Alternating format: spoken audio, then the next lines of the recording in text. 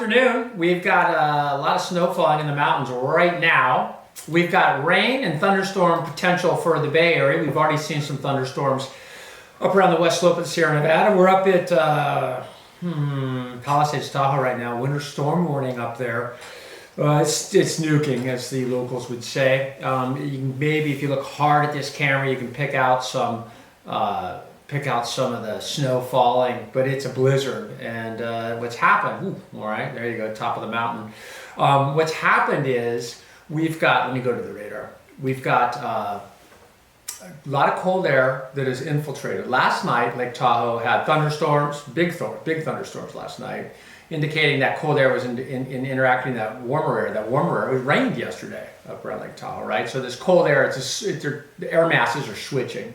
And when that happens, it gets explosive. And that's what we're seeing. We've even seen some thunderstorms. If you look, I'm going to loop this. Let's see if it works. You should see some little lightning things pop in, right? They're not going to show up. I don't have this set exactly correct. But this line has been producing thunderstorms over the last hour or so. So let me let me put in the cities for you. We're looking at the DAX radar right now out of Davis. And you can see the cold air. Now it's air mass kind of a thing. So a lot of times when you have a front go through, the front is easy to delineate, right? It starts up in Redding, and then the tail of it's down around Salinas, and it moves through, clearing behind, wind shifts the whole bit. This is air mass stuff. So it's cold air that's moved in, very cold air. Like the snow level now is dropping rapidly. Temperatures this morning in Tahoe are solid 10 degrees colder than they were yesterday at this time. Solid 10 degrees. As we look at the radar, I've had rain as far south as Santa Barbara and parts of Oxnard. I've had scattered showers in Marin County to the tune of a half inch, quarter of an inch. Most of the Bay Area, and we'll see this, most of the Bay Area has seen, tenth, a quarter of an inch, not a lot. It's air mass stuff. This afternoon will prove to be the most productive in terms of rainfall because it's going to be widely scattered, but we'll see some big convective towering cumulus clouds, especially up in the valley. This radar this is radar scope. It's worth it. I think it'd be worth it to you too if you're a golfer or something, because these are all radar stations. Okay, so there's the Eureka site. There's the Red Bluff site. And you're going, why do I need a bunch of different stations? Well, radar is only efficient out to about 100, 120 miles. When I say efficient, and it'll go out there, but you're shooting high into the clouds. So radar it spins around, as you know, but it also, every time it spins, it takes a different slice of the atmosphere. It works its way through. But when it's like, let's say it's only 3 degrees on the first spin, which is the slowest spin, by the time it gets out to Reno from Sacramento, it's up around 30,000 feet, which does you no good. So that's a rough reasoning why. So you got 100 mile an hour, or 100 mile radius on these radars. So that's where they show up. There's Mux, which is the one in Monterey up on Mount Umunum. And you can see in the Bay Area, we've got this line of showers moving onshore right now. This is as of 12:48. Those have produced something. That's the potential there because see, what's happening is this is over the ocean. So that tells you how cold the air is. That ocean is warm enough that it's creating convection. Once this air mass, this piece of cold air gets over the land where the sun is hitting the ground, it's going to go. So we're going to see some activity today for sure. And then this area down here around Monterey too looks pretty good, moving inland towards up by Salinas Valley. So we've got weather to talk about. I can go and look at we can look at the rainfall. And this is CNFRC rainfall last 24 hours. Sorry about that. First thing you look at, that's the state of California. Hard to see, but what you can see, Cape Mendocino and Point Conception are two geographical points. And what do you see? Well, you see that you've got weather that is, raining. Most of it is on the coast, not aggressive, not a frontal system by any means. And, a half inch of rain down in the Santa Cruz Mountains, which is nothing. San Francisco, 1/1600 of an inch. Hayward, quarter of an inch, 3/10 of an inch there. 1200. So you get the idea. This is not a big event until we get to this afternoon And tomorrow, mid-morning, early afternoon, when the potential for this unstable air really gets going. And then you'll see a good example here. We're on the west slope of the Sierra Nevada now. It was raining down low, as I said, lake level yesterday. What we've got here is, oops, just loaded up again. That's cool. I like that updating. But this is the west slope of the Sierra Nevada. And so you're getting orographic lifting. So that's why up around Echo Summit, you're at almost 3 inches of rain, almost 3 inches of rain. So you've got this very moist air mass, which is now, because it was part of an AR, just moisture. And now you've got cold air that is infiltrated. And we can take a look at that coming up here in a minute. Here's the model. Let's just get right to that. And you're going to see, it looks like, oh, you could go, oh, that's kind of like a front. Not really. That's orographic lifting. That's the spine of the Sierra Nevada deterring the moisture and pushing it up, slowing it down. We talked about, right? Conservation of angular momentum.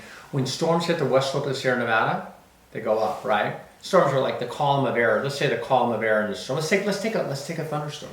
Let's take a 20,000 foot top. And it moves out of the valley where we had a couple thunderstorms down around, look like kind of by Auburn. And it moves into the hills and it starts going up the hill. It goes up the hill, it goes up the hill. And what happens is the top of the thunderstorm gets pushed into the bottom or the top of the troposphere. And when that happens, it stops. And the bottom keeps rising with the mountain range. So it gets fat. It's like an ice skater putting her arms out, or his arms out, right? So then it slows down. Storms do the same thing. Gets up there, and it squishes because it hit the top of the atmosphere in inversion. Gets up here, fattens, and slows down, and spreads out, and unloads. That's huge. And that's what's happening on the west slope of the Sierra Nevada right now. That's what's going to happen pretty much as we go through the entire evening into the day tomorrow. So they're looking at potentially 2 to 3 feet to 4 feet, dare I say 5 feet of snow. Yeah. So, and avalanches are going to be a thing because you've had the moisture, right? You've had the wet yesterday, the rain. Okay, so here we are this afternoon. Here we are tomorrow morning, early.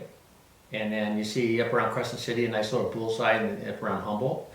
And then tomorrow mid-morning, tomorrow afternoon, right? Look at the west slope of the Sierra Nevada, right? That's the orographic defect. And that's why there's going to be so much snow. And oh, by the way, those dash lines, see the purple dash lines? I don't know if you can see them right. Let's see, I'll draw them in. These guys. Oops. Oh, come on. These dash lines right here. See that little one? And then that dash line there, how it runs like that. So those are thickness lines. And they just, when you watch them, as I go through time, watch the purple, they dip down. That means colder air is advecting into the region. So by tomorrow morning, tomorrow afternoon, and even tomorrow evening, the west slope of the Sierra Nevada foothills are going to get a dusting or maybe a half foot of snow in a place like Grass Valley, potentially. Below that, a few inches here and there, and then it dries out. So we've got a very unstable air mass. This is the HRRR. This is forecast reflectivity. Same idea. Let's just go hour by hour. This is a more granular model. This is today. So kind of what we're experiencing, right? And then this is into tomorrow, which is kind of like what we had today. So a couple days of this, and if you note, west slope of the Sierra Nevada, that's where it's going on. And up around Mount Shasta, Mount Lassen, it's going to unload. I think Paradise will get a little bit of snow as well. And then we can look at the rainfall accumulations over time, and you'll see the footprint right there. So that's through Saturday. Can we handle that much water? Yeah. The snow in the mountains, this isn't picking that up so much. I used to go a foot. An inch of rain will get you a couple feet of snow. And but I think it's going to be, I think that this doesn't pick up the snowfall very well at all. You can make the guess that at 2 feet of rain, you're going to have 4 or 5 feet of snow, which is what we'll probably see. So this is the cold air infiltrating the area. And I'll make the arrow go like this, and then there's the low, like the parent low, spinning clockwise, or counterclockwise. And then the cold air, see the open cell cumulus? This right here, that's a warmer air mass moving out. But then when you see the open cells, because convection occurs, when we get to a live picture, I'll show you what I mean.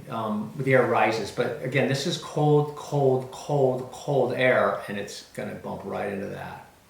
and you can see it perfectly. So kind of stoked about this pattern actually, especially for the mountains, because our 8-station index, we've talked about the Northern California Water Index, it's crushing right now. I mean, it's over 100%, and will be, when this is done, at this late in the season, it's going to be really helpful because it doesn't just take into account rainfall, it factors in snow runoff, meltwater, which is awesome. If you can get 5 feet of snow in the Lake Mount Shasta, Mount Lassen, Yuba River watershed, Feather River watershed, it's game on. Okay, so winter storm warning. These are the watches and warnings for today, and that storm warning lasts through tomorrow. And snow levels will be low. Travel not recommended. I pulled up the Caltrans cameras, but they're not working that awesomely today, unfortunately. But if they were, I got a glimpse this morning. It's nuking, like it's just unloading snow up there. Okay, so wind advisories, red flag warnings, right? Arizona, New Mexico, Texas, Colorado, Nebraska, oh my gosh, Oklahoma, Kansas, wind advisories. Rain concerns here, stormy weather, and then severe weather a little further south where that warm Gulf air meets the cooler air to the north. That is today's concern. This is the forecast, sorry about the line there, the forecast for tomorrow, for tonight and tomorrow. So rain, snow, right? And then this is probably, tomorrow's gonna be a more convective thing going on out in the plane. So when I look at this, I look at, okay, what airports? Dallas looks good, Chicago looks good, Atlanta looks good, Denver might be slow. And when the hubs, those are the big hubs, when those hubs get slow, that's when you get trouble or you get delays. Okay, so this is Cottonwood, which we don't often go to, but we should go to more. And I want you to see the ground getting light. That's the sun hitting the ground, warming up. And this was this morning, and you see the cumulus clouds. That's alto-cumulus now, but they're starting to bubble. There's Franny. And then as the day goes on a little bit, they rise up. In this case, they are hitting the west slope of the Cascade Range and part of the Sierra Nevada. So that was a little while ago. We can go to Bolinas, and we can roll. This is going to show less activity in terms of convection. But you can see the coastal range lifting the moisture up and the moisture in the air reacting to it by condensation. But what a nice looking shot though. Bolinas is beautiful. So that's on the coast. Coastal area is not going to see much in the way of thunderstorms today. But out in the valley, this is Walnut Grove. I pulled up these valley pictures because I wanted you to see the convection. You can see some rain shafts go through. And you'll see the sun. The more sun comes out, the more volatile the atmosphere is going to get. I've already seen some thunderstorms popping off. See how those are altocumulus still, middle-level puffy clouds. You see how they're starting to bubble. So let's take this guy here. So the air is rising into that, right? So when the air rises into it, it gets here, cools, and it comes down. And that's why there's clear air between them, right? So the air rises, cools, condenses, cloud, rain. Sinks down, it gets cold, the air has to go somewhere, so it comes back down. What's going to happen as the day goes on is the more cold air is going to come in. This layer represents the cold air, and the ground is going to get warmer.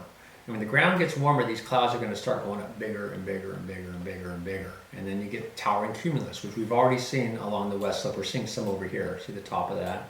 And then you get the air sinking. So you're going to get these clear areas in between. But what also happens, what you'll get, air rises up into here. Rain tries to fall out, but it can't because the wind's blowing so hard, so it blows back up into the higher elevations. It refreezes, tries to come back down, gets blown back up because the updrafts are so strong, gets refrozen, gets bigger, wind keeps coming, the air gets colder aloft, the warmer, they keep getting bounced, they bounce like popcorn, pop, pop, pop, pop, pop, pop, until finally they get heavy enough that they can beat the updrafts and come out into the cloud as hail. And that's why in the Midwest you see these, you talk about softball size hail, it gives you a good indication that your updrafts are over 100 miles an hour, right? They actually have equations you can do to determine the updraft speed based on the size of the hailstone. Okay, so these people are awesome. I mentioned this earlier. Up on a hike, getting it done. This is up in Oxnard? Yeah, up out of Santa Paula, which is a place I've never been, but it's kind of on the way to Calabasas and Ventura. It's in that zone, Oxnard area. And they have their cumulus clouds as well. And the cold air not quite as prevalent down there, but it will be. The cold air will filter in because it starts north and works south. And then here we are at Ocean Beach. Swells today are running a little bit smaller, but then they jack up tomorrow 5 to 8 feet. So it's not giant, but it's dangerous. Ocean's just, you want nothing to do with that place right now. I can't tell you the number of times I paddled out when I had no business paddling out. And you go, it doesn't look that big, but when you get out, when you're the only guy out, you don't realize how big it is till you get out and you're like, oh my God, it's giant. Steamer lane, tides filling, and swell tomorrow will be bigger. And conditions tomorrow's going to be a day a lot like today, quite frankly. And then here is somebody, oh, I like this guy. This is awesome. Check this out. This guy right back here. Oh, he's going to get that wave too. See right there? Right, that little black spot. So he's out alone. How cool is that? He's at the tip of Point Conception, the end of the world, rainy day. Nobody expects to get surf. This guy's getting nice little, yeah, he can surf too, which is cool. But there's nothing better than surfing alone. And especially at the end of the world like that. Oh, look, he's going in. Yeah, buddy. Yeah, awesome. Okay, and then this is San Diego, La Jolla, and swells are still, running 3 to 4, which they have been for a while, and they're going to pop up a little for them tomorrow too. So temperatures down in Southern California, down in San Diego, are going to be, everybody north is going to be north of Santa Barbara is going to be mid-upper 50s, and then you'll start popping into the low 60s as you get down towards Laguna Beach and San Diego, but low 60s, that's about it. In the mountains, it's snowing to beat the band. I would call that a blizzard. If you look hard, you can see blowing snow. Accumulations are going to be anywhere from 2 to 3 to 5 feet. I'm hoping this camera, that's Heavenly Valley. I was hoping the camera would move, but Heavenly Valley doesn't pan. Palisades is the one that pans pretty aggressively. And this is interesting to me because I know it's cold. I don't know why there's melt on that camera, but I know it's cold. I've seen the temperatures at the top of Palisades are like 28 degrees. It was warm yesterday. Like I said, it was raining up there. Okay, we'll go to another cam. It kind of looks icy. It's so stormy up there. And that bad boy's gone too. And that's the end of that. And then we'll go check out our birds, right? And it's windy. There's wind advisories up on the hill.